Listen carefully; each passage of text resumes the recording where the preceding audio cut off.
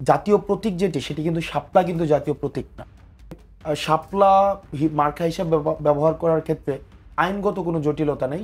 সেই বিএনপির রাজনীতিটা এখন আওয়ামী লীগের টাকার কাছে সেটা বিক্রি করে দিয়েছে। ওদের প্রতীকটার ব্যাপার নেই। ওনাদের যে প্রতীক দেখেন, ধানের শীষ কোনো জাতীয় প্রতিষ্ঠানের, রাষ্ট্রীয় কোনো প্রতিষ্ঠানের লোগো হিসেবে ব্যবহৃত হয় না। অতএব ধানের শীষের সাথে শাপলা তুলনা করাটা ভিত্তি। আমি আমার ব্যক্তিগত অভিমতের কথাই বলছি। শাপলা আপনার কাছে অনেক সুন্দর, আমার কাছে অনেক সুন্দর। এটা রাষ্ট্রীয় প্রতীক। রাষ্ট্রীয় প্রতীক আবার দলের প্রতীক হবে না, রাষ্ট্রীয় প্রতীক আবার ব্যক্তিগত প্রতীক হবে না। এইখানেও কিন্তু সংস্কারের প্রয়োজন আছে। আপনি সংস্কার বলছেন, আমারটা বিশেষ করি, তারপরে লেট মি ফিনিশ। দেখেন ঐক্যের চির এরা যখন বলে ওনারা যে বিএনপি জিতবে না, বিএনপি রাষ্ট্রীয় ক্ষমতা আসবে না, বাংলাদেশের লোক তখন মনে করে নেয় যে নিরপেক্ষ নির্বাচন এদের অধীনে হবে না, এবং এরা গভর্নমেন্টকে প্রেশার করবে, এবং গভর্নমেন্ট জাস্ট আওয়ামী লীগের যেভাবে 15 বছর টিকে থাকতেছে, টিকে ছিল, একই ঘটনা ঘটবে। একটা বক্তৃতা দেওয়ার আগে 10 বার ভাবতে হয়। তরুণ রাজনীতিবিদ, গণঅভ্যুত্থানে যিনি ভূমিকা রেখেছেন গুরুত্বপূর্ণ, জাতীয় নাগরিক পার্টির মুখ্য সংগঠক দক্ষিণাঞ্চলের হাসনাত আব্দুল্লাহ এসেছেন। হাসনাত আব্দুল্লাহ নতুন দল করার পর আজই প্রথম একটি অনুষ্ঠানে এলেন। আপনাকে অশেষ ধন্যবাদ হাসনাত। আমি প্রথম হাসনাত আব্দুল্লাহ আপনাকে দিয়ে শুরু করি। আপনারা রেজিস্ট্রেশনের জন্য আপনাদের যা যা প্রয়োজন নির্বাচন কমিশনে আপনারা জমা দিয়েছেন, নির্বাচনের প্রস্তুতি আসলে কীরকম আপনাদের? দেখুন, আমরা 28 ফেব্রুয়ারিতে আমাদের যে দল ঘোষণার পরে আমরা তখন থেকে বলে আসছি আমাদের সাংগঠনিক বিস্তার সেটিই ছিল আমাদের প্রধান এবং প্রথম লক্ষ্য। কারণ তৃণমূল পর্যায় পর্যন্ত, প্রান্তিক পর্যায় পর্যন্ত আমাদের সাংগঠনিক বিস্তারের মধ্য দিয়ে গণমানুষের কাছে পৌঁছে যাওয়াটাই আমাদের মূল লক্ষ্য। সেটিকে লক্ষ্য রেখে আমরা গত ফেব্রুয়ারি থেকে এখনো পর্যন্ত আমরা তৃণমূলের কমিটিগুলো আমরা দেওয়ার চেষ্টা করেছি, আমরা জেলা কমিটি দেওয়ার চেষ্টা করেছি, এবং এইটির মধ্য দিয়ে আমরা যেটির নিবন্ধন প্রাপ্তির যেই লক্ষ্যমাত্রাগুলো ছিল, শর্তাবলীগুলো ছিল, আমরা সেগুলো পূর্ণ করেছি। এবং এইটি পুরো প্রক্রিয়াটি একটি পরবর্তী নির্বাচনমুখী যেই যাত্রা রয়েছে সেটির একটা অংশ হিসেবে কাজ করে। ওকে, ফাইন। আপনারা নির্বাচনের জন্য মার্কা চেয়েছেন শাপলা। সেই জায়গা থেকে আমরা দেখছি অনেকেই বলছে শাপলা মার্কাটি কেন আপনারা চাইলেন, কারণ শাপলা তো জাতীয় ফুল, তাছাড়াও শাপলা সেনাবাহিনীর ব্যাস ইউজ করে, বিডিআর সৈনিকরাও খুব সম্ভবত ব্যবহার করে। এই জায়গা থেকে আপনার ব্যাখ্যা কি, যে আপনারা কেন জাতীয় একটি দেখুন যে আপনারা আপনাদের দল শাপলার যে বিষয়টি বলা হয়েছে জাতীয় প্রতীক, যে জাতীয় প্রতীক হিসেবে আজকেও দেখলাম একজন প্রথিতযশা একজন আইনজীবী ওই বিষয়ে লিখেছেন, কিন্তু জাতীয় প্রতীক যেটি সেটি কিন্তু শাপলা কিন্তু জাতীয় প্রতীক না। আপনি জাতীয় প্রতীক শাপলা, ভাসমান শাপলা, পাশে দুই পাশে ধানের শীষ, তারপরে আমাদের তারকা, এই পুরাটা মিলে জাতীয় প্রতীক। এখন জাতীয় প্রতীকের মধ্যে ধানের শীষ বিএনপির মার্কা হিসাবে ব্যবহৃত হচ্ছে, তারপরে আপনি জাতীয় যেই ফল মার্কা হিসাবে ব্যবহার হচ্ছে, তারপরে জাতীয় পশু মার্কা হিসাবে ব্যবহার হচ্ছে, বাংলাদেশে নিবন্ধিত রাজনৈতিক দল রয়েছে। তো সেই জায়গা থেকে যে শাপলা মার্কা হিসাবে ব্যবহার করার ক্ষেত্রে আইনগত কোনো জটিলতা নেই, সেটি নিয়ে আমরা কথা বলেছি। এবং নির্বাচনের যেই আরপিও, যেই উনি আরও ভালো বলতে পারবেন, যে আমাদের আইন যেটি রয়েছে সেইখানেও কোনো আইনগত কোনো জটিলতা নেই এই শাপলার ক্ষেত্রে। শাপলা প্রান্তিক পর্যায় পর্যন্ত, গণমানুষ পর্যন্ত শাপলার সাথে একটা হৃদ্যতাপূর্ণ একটা সম্পর্ক মানুষ সেটার সাথে ধারণ করে, এবং শাপলার মধ্য দিয়ে শাপলা আমরা বিকাশ, প্রসার, শুভ্রতা, শাপলা একদম গ্রামের প্রান্তিক জনপদের একটা রিফ্লেকশন হিসেবে, একটা এমব্লেম হিসেবে কাজ করে। সেই জায়গা থেকে শাপলা আমাদের প্রথম পছন্দ। ওকে, আসবো আবার আপনার কাছে। সৈয়দা আশিফা আশরাফি বাপিয়া, আপনার কাছে শুনতে চাই যে নতুন দলের এই যে রেজিস্ট্রেশন প্রসেসে তারা তো অনেকদিন হলো কাজ করছিল, এখন অবশেষে নিবন্ধনের জন্য প্রয়োজনীয় কাগজপত্র জমা দিয়েছে, মার্কা চেয়েছে শাপলা। আপনি কিভাবে দেখছেন এই যাত্রাকে? আসলে কি, যে কোনো রাজনৈতিক ব্যক্তি, রাজনৈতিক সংগঠন খোলার তো একটা রাষ্ট্রীয় এবং নৈতিক তার ব্যক্তিগত স্বাধীনতা আছে রাজনৈতিক দল খোলার। আর রাজনৈতিক দল খুলতে গেলে, মানে রাজনৈতিক দল হিসেবে আত্মপ্রকাশ করতে গেলে যে বিষয়গুলি আসে, যেমন আপনার রাজনৈতিক দল হিসেবে স্বীকৃতি পেতে গেলে নিবন্ধন লাগবে, নিবন্ধনের আবার কিছু কিছু শর্তাবলী থাকে, তারপরে সেখানে জাতীয় রাজনীতিতে অংশগ্রহণ করতে গেলে প্রতীক লাগবে, প্রার্থী মনোনয়নের ক্ষেত্রে কিছু দলীয় যেটা গঠনতন্ত্র সেটা তো থাকেই, তারপরে সাংবিধানিক মাফিক কিছু কিছু বিষয় থাকে। তো সেইভাবে তারা নতুন সংগঠন যখন করেছে আমরা তাদেরকে অভিনন্দন জানিয়েছি। তারা আজকে নিবন্ধনের জন্য জমা দিয়েছে, তো সেটা তাদের আইনগতভাবে তাদের দলটাকে একটা নিয়মের ভিতরে এবং নিবন্ধিত দল হিসেবে আসার যে প্রক্রিয়া সেটা তারা সেকেন্ড স্তরে যাচ্ছে, সেক্ষেত্রে তারা শাপলা চেয়েছে। ও উল্লেখ করেছে হাসনাত যে কাঁঠাল, ধানের শীষ, তারপরে হচ্ছে জাতীয় পশু, এগুলো তো প্রতীক হিসেবে ব্যবহার হচ্ছে। প্রতীক হিসেবে কাঁঠাল বাংলাদেশের টাকাতে নাই। প্রতীক হিসেবে জাতীয় যে বাঘ কি ভাল্লুক যেটা আপনাদের জাতীয় প্রাণী, সেইটা রাষ্ট্রপতির যে লোগো পতাকার কিংবা গণপ্রজাতন্ত্রী বাংলাদেশের যে লোগোটা, এখানে এই কাঁঠাল বলেন কিংবা হচ্ছে আম বলেন, জাম বলেন, লিচু বলেন, কলা বলেন, জাতীয় এগুলো কোনো কিছু নাই। কিন্তু শাপলাটা বিডিআরের যেমন লোগো ছিল আগে, এখন হয়তো বা আছে, দ্বিতীয়ত টাকার ভিতরে আছে, তারপরে গণপ্রজাতন্ত্রী বাংলাদেশের লোগো, এটা স্পিকার যে পতাকা, একটা তো পতাকা বাংলাদেশের পতাকা ইউজ করে লাল সবুজ, আর একটা এটা।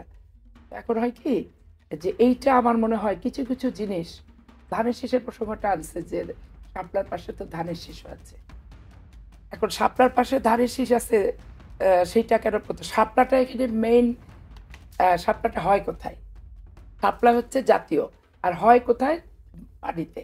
তো পানির আশেপাশে যে লতা গুল্ম শীষ, সেইটার প্রতিচ্ছবিটা তুলে আসছে, কিন্তু এখানে ওই শাপলাটা যে প্রাধান্যটা পাচ্ছে জাতীয় হিসেবে, ধানের শীষটা রাজনৈতিক দলের প্রতীক হয়ে গেছে। এইটা ওই শাপলার আশেপাশে ধরেন একটা বিলের ভিতরে শাপলা, তো সেইটা দেখাতে গেলে আপনাকে মাছের ছবি আসবে, ধান লাগাচ্ছে কৃষক সেই ছবি আসবে, সব কিছু কিন্তু আসবে। ওইটা আর শাপলাটা কিন্তু এক হলো না।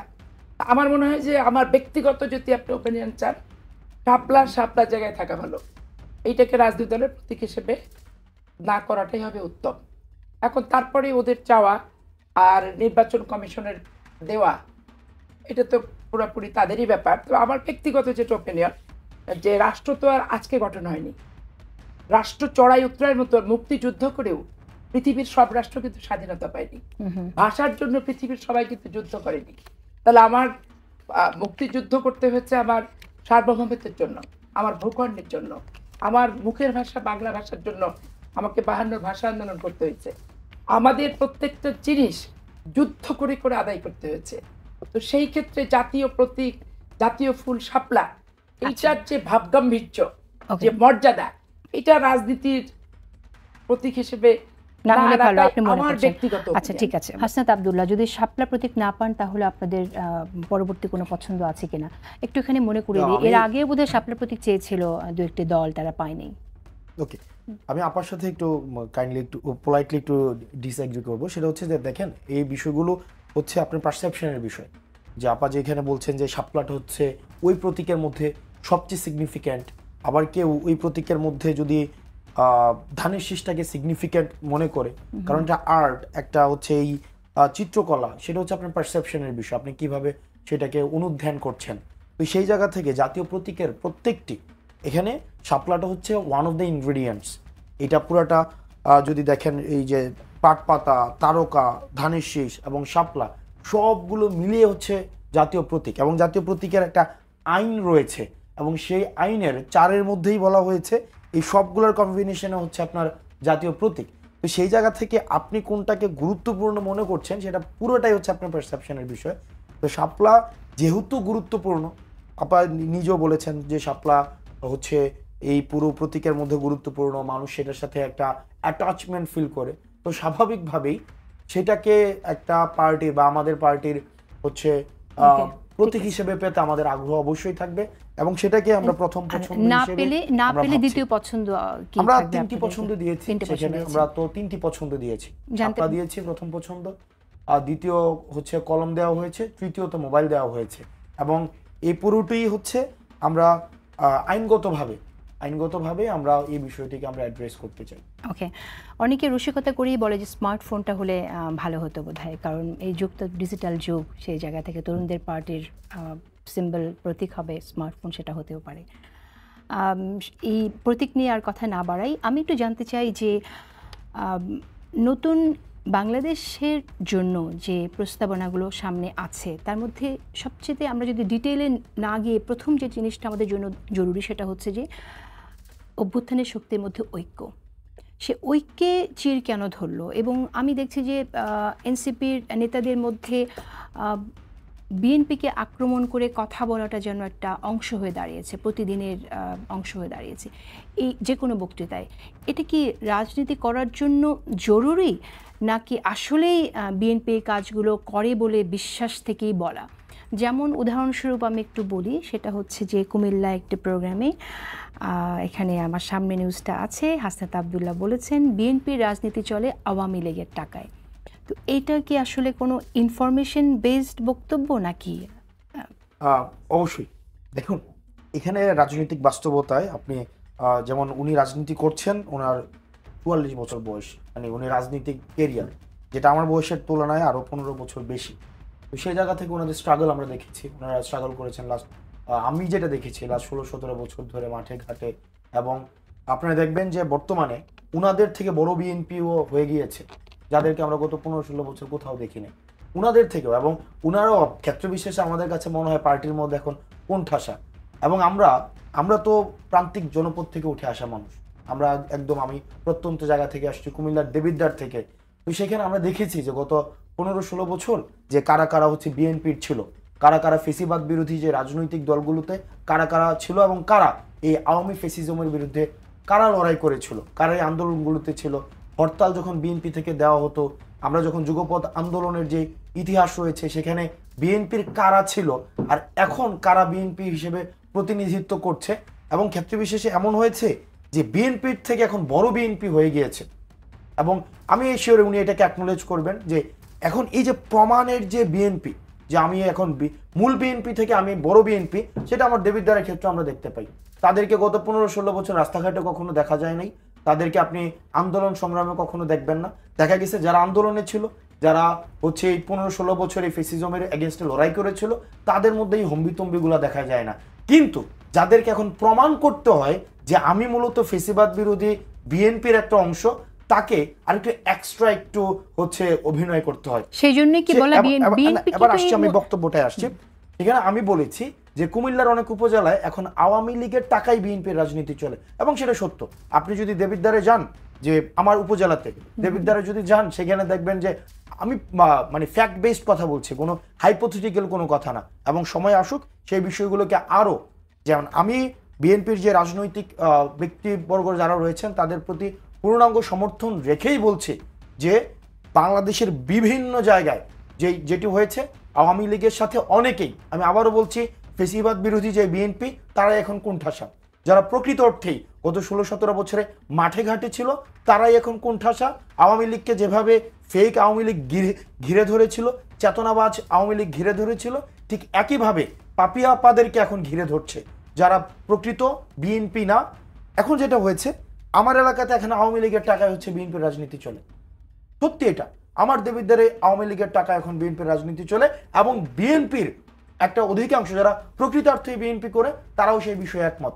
এখন এটা বাংলাদেশের অনেক জায়গার বাস্তবতা হয়েছে। বিজনেস সেখানে হচ্ছে, আপনারা জানেন যে বাংলাদেশের রাজনৈতিক কাঠামোর বাহিরেও বাংলাদেশের ব্যবসায়িক কাঠামোতে একটা আওয়ামী লীগ এবং বিএনপির সাথে একটা অনেক ক্ষেত্রেই একটা, যেহেতু অনেক বছরের একটা রাজনৈতিক বাস্তবতা হয়েছে, দেখা গিয়েছে বিজনেস ট্রান্সফার হয়েছে।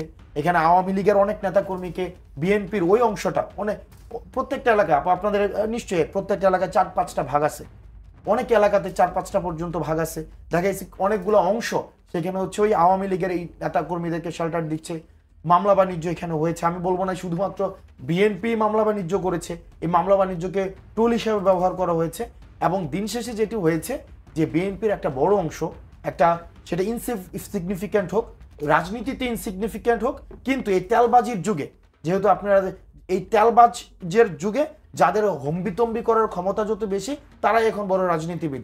সেই রাজনীতিবিদরা এখন হচ্ছে এই সেই বিএনপির রাজনীতিটা এখন আওয়ামী লীগের টাকার কাছে সেটা বিক্রি করে দিয়েছে, এবং সেটা আমি আমার এলাকার পার্সপেক্টিভে সেটা আমি বলেছি। ওকে, তার মানে এটা ন্যাশনাল পার্সপেক্টিভ না, সারা দেশে এটা হচ্ছে না, শুধু কুমিল্লায় হচ্ছে। আমি আমার এলাকার পার্সপেক্টিভে দেখেছি, এবং আমি যেহেতু দক্ষিণাঞ্চলের মুখ্য সংগঠকের দায়িত্ব পালন করছি, 34টা জেলা আমার দায়িত্ব, সেখানে বিভিন্ন জায়গা থেকে এই ধরনের অভিযোগগুলো আচ্ছা ঠিক আছে, তাহলে সৈয়দ পাপি আমি আপনার কাছে শুনতে চাই যে এই অভিযোগ কিন্তু আমরা শুধু কুমিল্লার কথা হাসনাত আব্দুল্লাহ বলছে, কিন্তু আমরা ক্যাটেগরিক্যালি বেশ অনেক জায়গা থেকে এরকম তথ্য পেয়েছি যে যাদের কাছে অর্থ আছে তারা সামহাও বিএনপির অনেক নেতাকে কনভিন্স করার চেষ্টা করছে এবং প্রশ্রয় পেয়ে যাচ্ছে।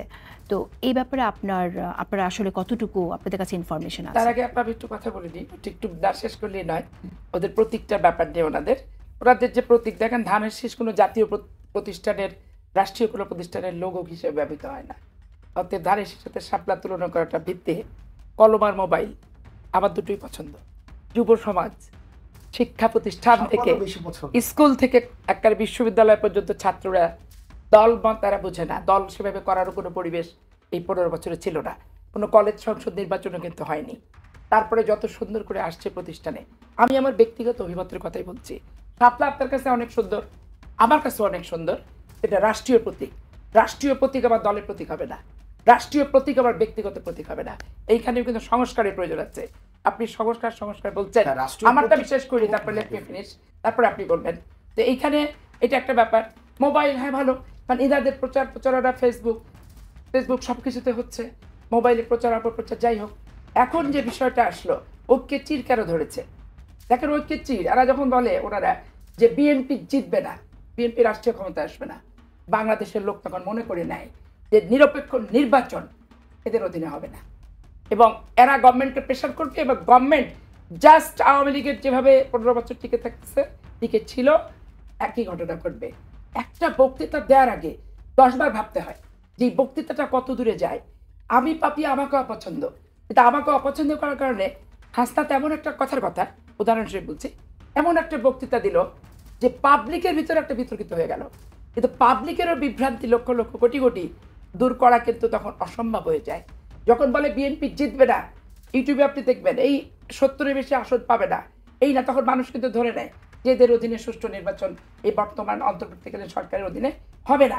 এখন দেবিদ্বারে কে কোন আওয়ামী লীগের নেতার টাকা কোন বিএনপি নেতা খায়, ও কিন্তু এখনো স্পষ্ট করে নাম ধরে বললো না। দেবিদ্বারে একটা বিক্ষিপ্ত বিচ্ছিন্ন ঘটাকে কেন্দ্র করে সারা বাংলাদেশের বিএনপিকে দোষারোপ করাটা এটা রাজনৈতিক শিষ্টাচারভুক্ত নয়। এবং ওদের এনসিপির যদি কেউ কোনো অপরাধ করে, আমি এনসিপির সংগঠনকে কি দায়ী করতে পারবো? দায়ী করতে পারবো না। আর উনি যেহেতু ভোট করবেন এক জায়গায়, তার প্রতিপক্ষ তো বিএনপি। এখন স্বাভাবিক কারণে বিএনপিকে যদি আওয়ামী লীগ বাড়াতে পারে, বিশ্বাস করাতে পারে, বক্তৃতা একটু গরম হয়, মানুষ যদি খায়, তালি যদি পড়ে, তো এটা স্ট্যান্ডবাজি কে করবে না?